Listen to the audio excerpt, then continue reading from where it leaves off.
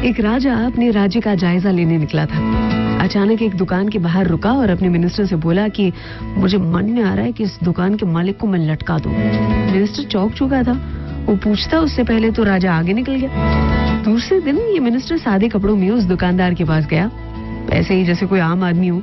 इधर उधर की बातों में पूछा उसने, धंधा कैसा चल रहा है?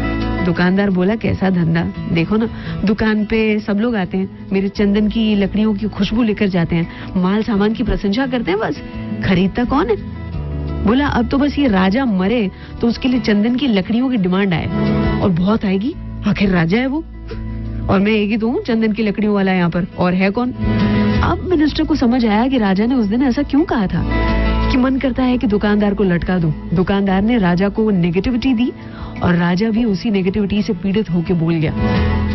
मिनिस्टर ने तुरंत कहा कि मुझे कुछ चंदन की लकड़ी दे दो। दुकानदार खुश हो गया, अरे वाह, उन लकड़ियों को सुंदर लपेट के दिया।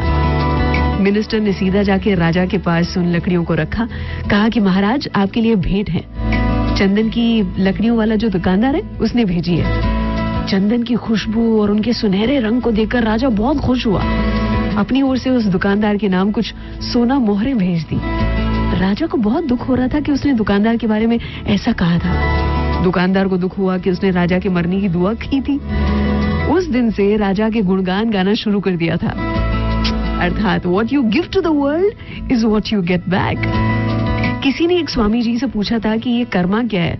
हमारे शब्द, हमारे काम, हमारी भावनाएं। स्वामी जी ने जवाब दिया था, your thoughts are your karma. आज के दिन में हर विचार की जांच करेंगे, नेगेटिव थॉट आते ही ना उसको वहीं के वहीं कुचल देंगे। अर्चना नी સાથે સલામ દુઆ વણકમ પ્રણામ સત શ્રી અકાલ। કેમ છો? સારું છે? અમદાવાદ આખું મારું છે। अर्चना की ओर से गुड मॉर्निंग एंड